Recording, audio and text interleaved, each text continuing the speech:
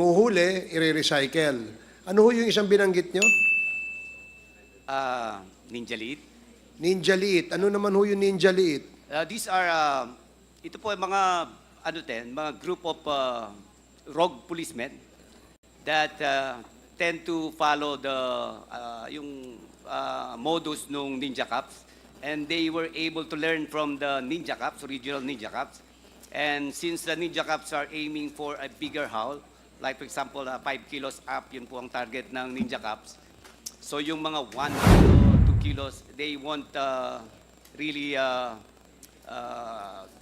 arrest that. But this Ninja Liit will now, sila po ang huhuli ng maliliit. Kaya po tinawag sila mga Ninja Liit. No? According sa Intel research po namin, Mr. Okay. Ano pa ho yung isa? So may Ninja Cops, may Ninja Liit. Ano pa ho iba? Meron din pong Yung nabanggit nyo kayo na, bangketa. Ano yung ibig sabihin ng bangketa Cops?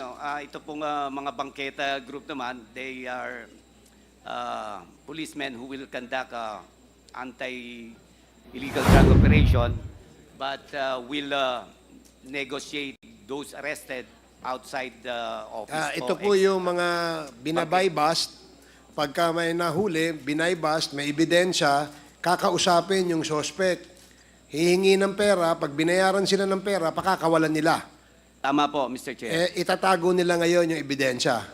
Tama po, Mr. Chair. So yan yung bangketa Cops. So meron kang Ninja Cops, Ninja Liit, meron kang bangketa Cops. Ano pa ho yung iba? Meron din mga tinatawag kami na bolt-in, mga Bolt-in. halos ganun din po. It's the same. Pagka nakakuha po sila ng information that there is meron pong target na drug personalities na uhulihin nila, and then mag-bolt-in po itong mga ito. Usually they are mga ganun din po, magkaka-badge din po. Then they will conduct the operation. Again, hindi po alam ng mga kanya-kanyang opisina nila, Mr. Chair. So in other words, Colonel, ang ibig mong sabihin, in spite of the fact that there was a strict order on the implementation of war on drugs, marami pa rin mga klase-klaseng mga iskalawags sa PNP na walang takot sa nag-utos na mag-implement ng war on drugs. Tama po ba yung ganong understanding? Yung po lahat na sinasabi ko ay before 2016 July. Nung war on drugs na po, nawala po lahat yung mga yon, Mr. Chair. Naubos po. So yung ibig ganung sabihin, mga modus, nawala na itong, po, nalinis po. ito mga different types of scalawags in the PNP, nawala yan nung 2016 nung in-implement yung war on drugs.